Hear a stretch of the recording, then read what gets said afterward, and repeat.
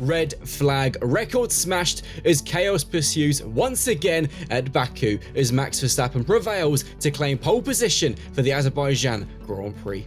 From Racing News 365, my name is Nick Golding, and I'm delighted to be joined as always by lead editor Ian Parks.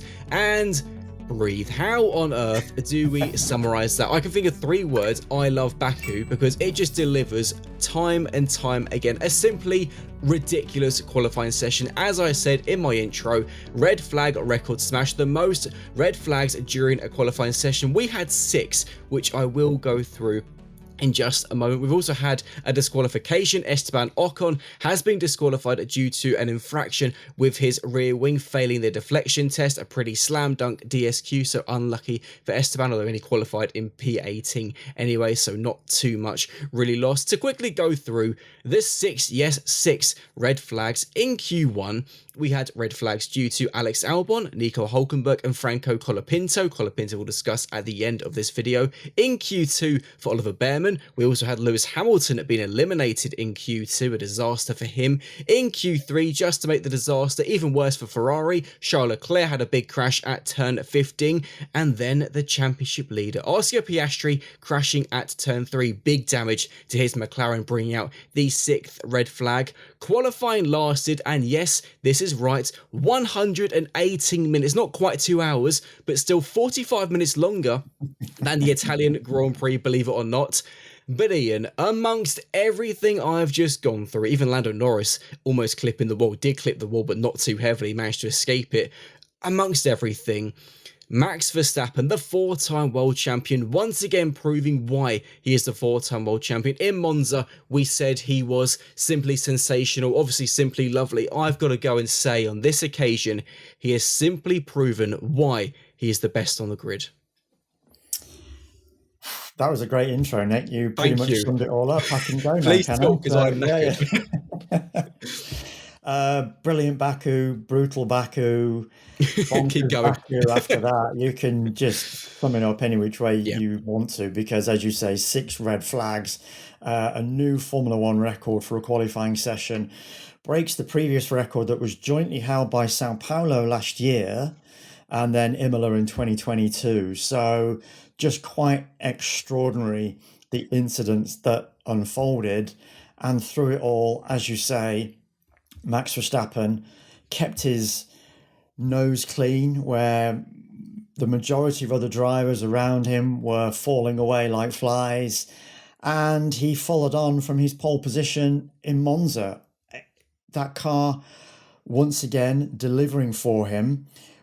We talked about what happened in Monza with the new floor on that car, and obviously Monza being a a very low downforce circuit, not predominantly, a very low downforce circuit that requires the car to be set up in such a way, but quite clearly the floor that was added to that car, added to the performance of the RB21 in Monza, delivered Max the pole, followed by the Grand Prix victory, of course. And following that, I suggested, I recall, and I think you yourself followed suit as well, that Max would be a good bet for pole position here, because it's a bit of a tricky setup, Baku, as we know. You've got that 2.2 kilometre straight where you do need an awful lot amount of low downforce on that car. But of course, you've got the offset of the twisty castle section, the 90-degree corners in certain places. But if you're going to go for it, you've got to go for low downforce, because you are looking for overtaking manoeuvres into turns 1, potentially into turn 2, and then again into turn 3, because you've got a good straight between turns 2 and 3. So quite clearly that Red Bull setup for low downforce, Max delivering, as I say, where pretty much everybody else, especially the Ferraris and the McLarens, falling by the wayside around him.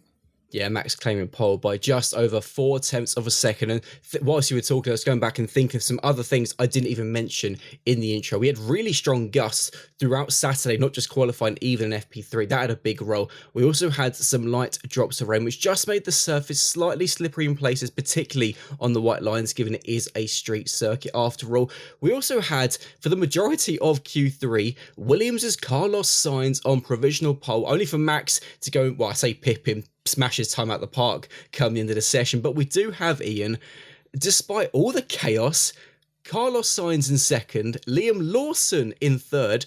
That's a pretty good day for Helmut Marko. Yeah, quite remarkable day for Helmut Marko. All three drivers in the top three, Red Bull juniors, Max, of course, or coming through the junior ranks at least, of course. Max with Red Bull, Carlos with Williams, Liam Lawson now with Racing Bulls. Now, I know that Helmut is prone to a bit of a bet. I used to have a bit of a wager with Christian Horner when Christian Horner was team principal about certain things, but you can bet your bottom dollar, Nick, that Helmut Marko would not have laid any good money down on that being the top three, his three guys locking out the three positions in qualifying. But yes, a great day for Carlos.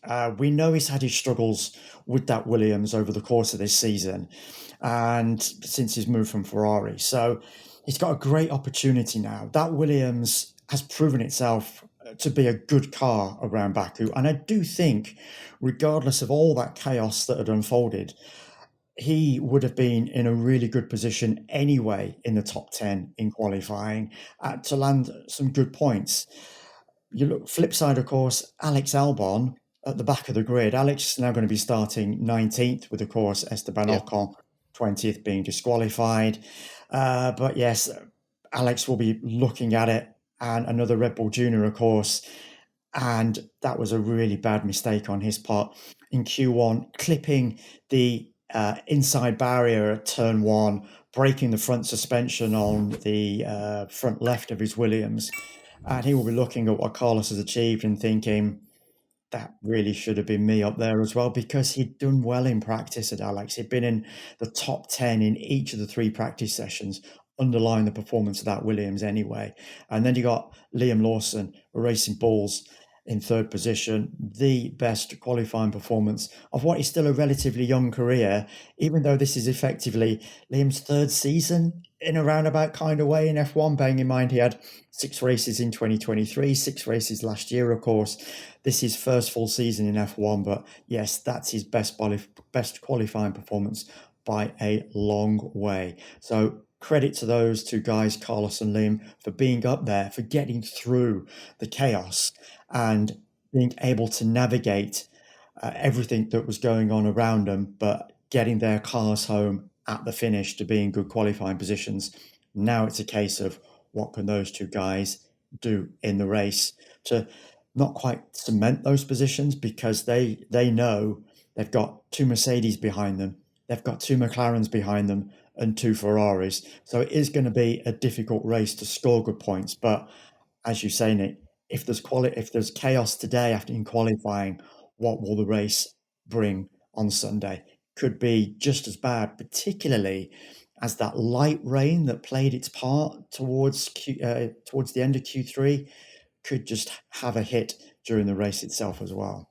Yeah, it was really a day which rewarded those who came through the chaos unscathed. 2 of those drivers who didn't really come through it unscathed, one most definitely. Let's talk about the McLaren boys, Lando Norris and Oscar Piastri. Piastri causing the second red flag in Q3. A really heavy crash, actually, at turn 3. Just completely missing his braking point, the apex of the corner, going into the wall rather than a Tech Pro barrier, which is at that corner. There's a wall there, which is quite important because it was significant damage to his McLaren. You've got to wonder whether he's going to need perhaps a new power unit, perhaps a new gearbox, which would result in a grid penalty. When that happened, everybody was thinking, Lando, this is a great chance to capitalise, put down a statement, get pole, take some big points out of Oscar on Sunday. No, Oscar provisionally is in 9th on the grid. Lando 7th, had a big moment on the exit of turn 6 and a bigger moment at turn 15, scraping the wall. All in all, a bad day for McLaren, and you've got to argue in a way, probably worse for Lando given this opportunity he has missed. Yeah, this was certainly an opportunity for Lando, that's for sure, after Oscar's crash.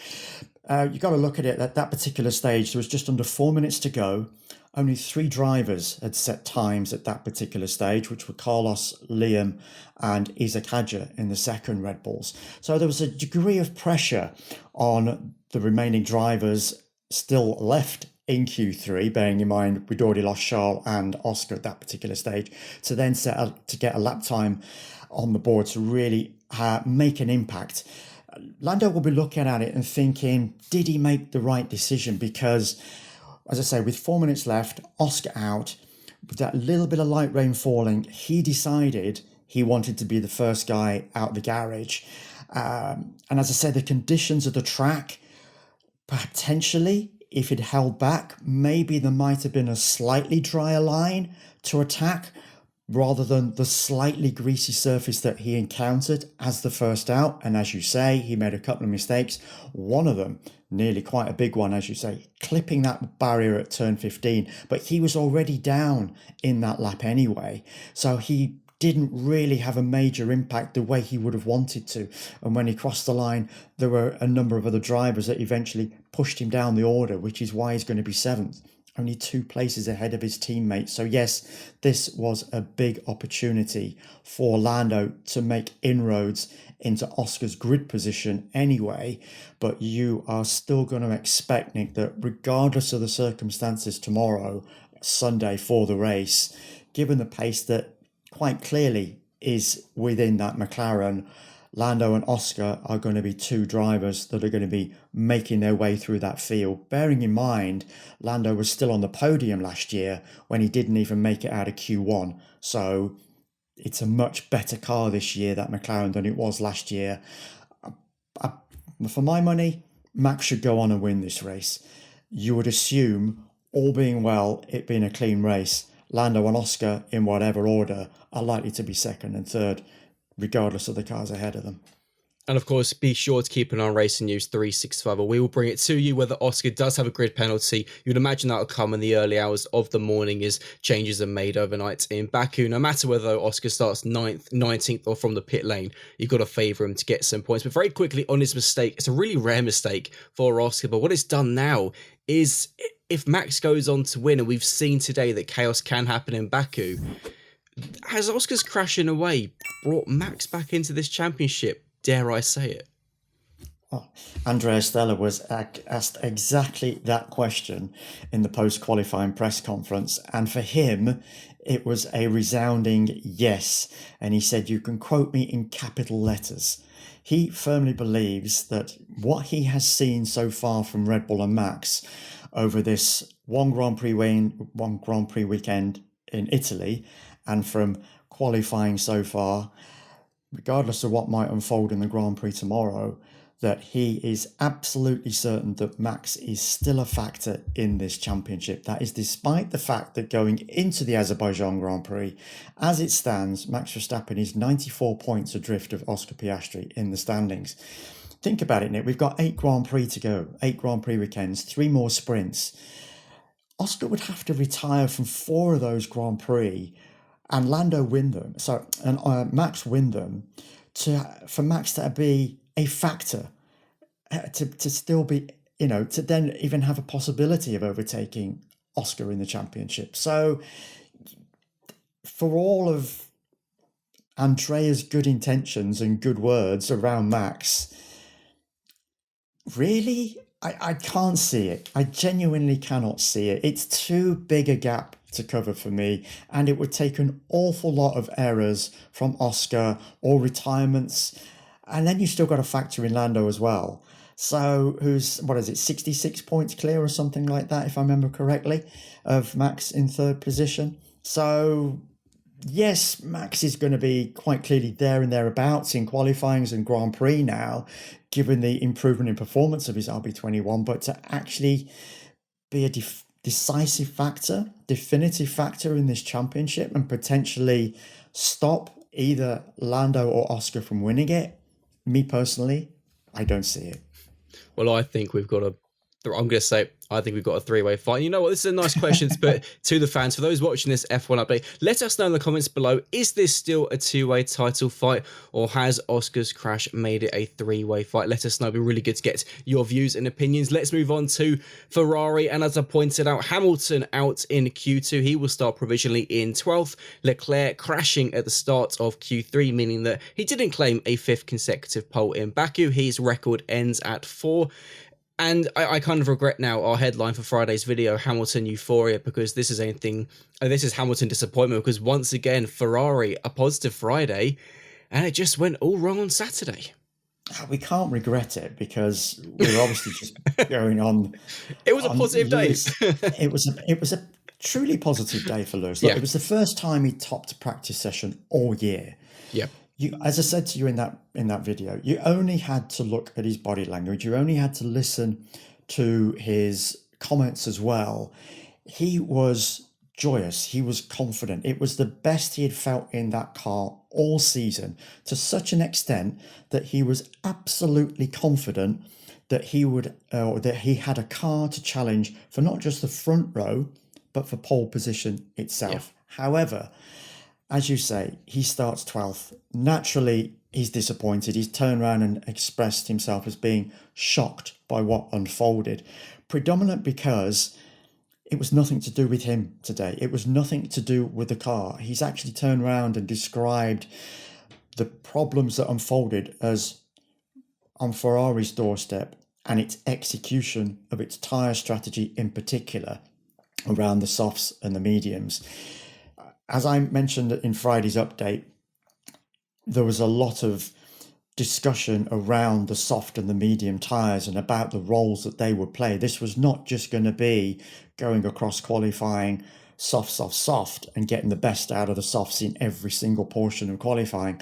The mediums were going to play a huge role as well, and so they did, as we saw across in particular Q2 especially, and Q3 as well at various stages, that they were having a role to play. Now for Lewis, for him in Q2, because he wanted to go into Q3 with two sets of mediums, unfortunately for him, he didn't have the mediums available in Q2 that he wanted. Yes, he could still have attacked with a set of mediums, potentially have done a fast pit stop, not just going into the garage, turn around, then go back out again. No, the Ferrari could have done a flying pit stop, got him out back on track within a matter of seconds. Unfortunately, there was not enough fuel in the car either for him to attack that extra lap on a set of mediums. So it left him down and out in Q2, starting 12th position. And strangely enough, just now 2 positions behind his teammate Charles Leclerc, who, as you've rightly mentioned, had that crash at the start of Q3 and no 5 straight poles for Charles. So a real bad day at the office for Ferrari all round. But they too have the pace to attack the podiums. That's for certain. It's going to be a fascinating Grand Prix, bearing in mind that top 3, and bearing in mind, as I've mentioned, we've got 2 Mercedes, 2 McLarens and 2 Ferraris going all out for those podium places. I think we are set for a pretty incredible race. Just to go through the top 10 quickly, before doing our final talking point, Max Verstappen is on provisional pole ahead of Carlos Sainz, Liam Lawson, Kimi Antonelli in a brilliant 4th, given everything he's been through in the European leg of the season, George Russell in 5th, Yuki Tsunoda in an equally brilliant 6th, given what he's been through as well, Norris 7th, Isaac Hadjar in 8th, Oscar Piastri provisionally 9th, and Charles Leclerc in 10th. But we've got to discuss finally Franco Colapinto, who brought out the final red flag in Q1, which was the third of the 6 of the day. And it was right at the death of Q1, a pretty nasty crash for him actually at turn 4, which fell just, about 12 hours, about 18 hours after comments from Flavio Briatore pointing out that it is between Franco and Paul Aron for the 2nd seat next season. Following those comments from Flavio, I mean, this crash for Franco, which I'm pretty sure is his first crash since Silverstone qualifying, could not have come at the worst time for him. You say first crash in Silverstone qualifying, that's still 2 crashes too many in the course of a particular season. So, but yes, as you rightly said, it could not have come at a worse time, because on the back of those comments from Flavio, and people will have noticed, where's Jack doing? Why isn't he in the equation? Well, obviously, we know Jack had 6 Grand Prix at the start of the year. Yeah. And for me, as I've always said, Jack should still have been in the mix. But no, Flavio's decided, for whatever reason, does it come down to that at the end of the day? And I'm rubbing for my thumb and forefinger together to signify cash, because obviously we know that that's what Paul Aron and Franco Colapinto both bring.